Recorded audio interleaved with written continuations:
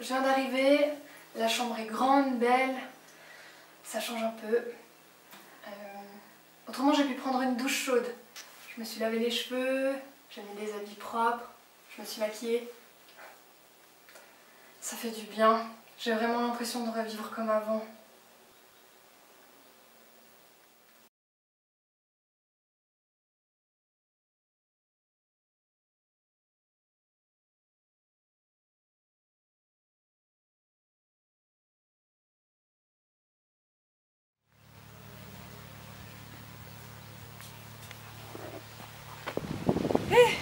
Mais tu dois être la nouvelle occupante, ça. J'avais oublié.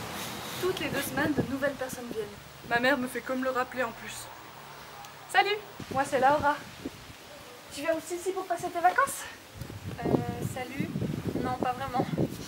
T'as de la chance d'avoir pu réserver la maison, elle est tout le temps occupée. T'es venue toute seule? Tu t'appelles comment? Lola, et oui, je suis venue toute seule.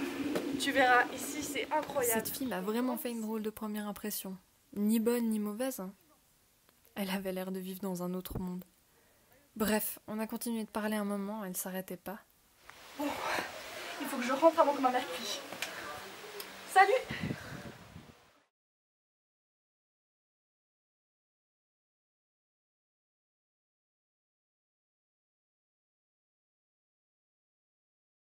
Salut maman. Hier j'ai fait un rêve, un peu étrange. Et bon, je me suis dit comme je rêve jamais, je vais te le raconter. J'étais en train de danser dans ma chambre et tout d'un coup le téléphone a sonné. Bon bref, après je me suis avancée vers le téléphone et il y avait un post-it.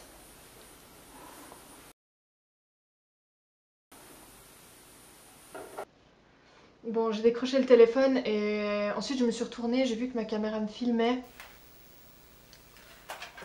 Et puis je me suis réveillée.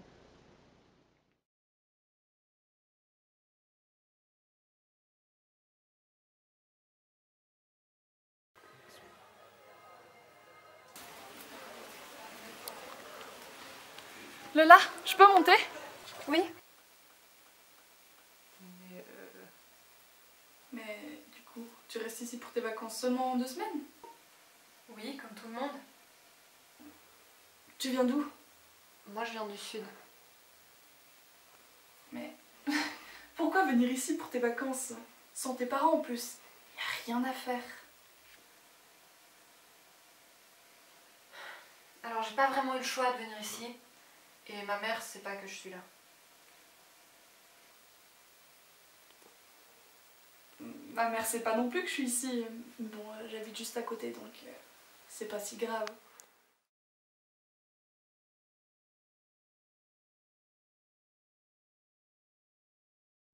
Sa mère travaille pour le gouvernement.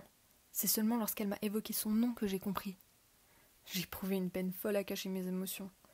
Sa mère est une des têtes pesantes derrière les camps, celle qui les a mis en place.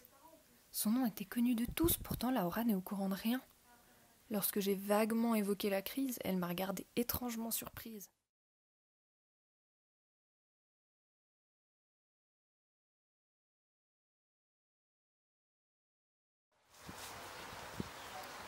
Lola, Ah Laura, ça fait quelques jours. faut que tu m'expliques exactement ce que tu fais ici. Lola, qu'est-ce que je peux faire? Qu'est-ce que je dois faire? Écoute, tu peux rien faire. Et tu dois rien faire. Ta mère est au courant que t'es là.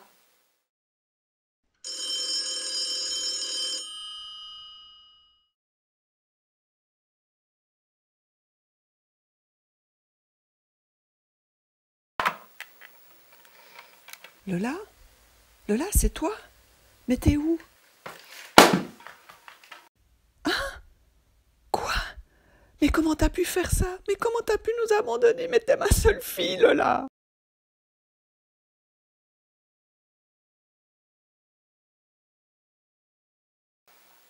Autrement, je pense que tu dois bien te douter d'où je suis. En même temps, ça fait 3 semaines que je suis partie. Je voulais pas te le dire parce que j'avais peur de ta réaction, de ce que t'allais dire, de comment t'allais réagir. Je ne sais pas si le médecin a vraiment pris en considération ma demande d'envoyer le peu de contenu de ma caméra à ma mère. Mais je suis obligée de lui faire confiance. Ça lui fera plaisir. Hello maman. J'ai fini Bonjour Tristesse. T'as raison, il est vraiment bien. J'ai pas réussi à le poser avant d'avoir fini. Tu connais tellement bien mes goûts. Ça m'épate toujours. Laura est venue me rendre visite hier soir. C'était la dernière fois. J'ai partagé ma cigarette avec elle. C'est drôle parce que quand elle a posé sa tête sur mon épaule, j'ai su qu'elle avait enfin compris pourquoi j'avais pris cette décision. Et qu'elle l'acceptait. C'était beau.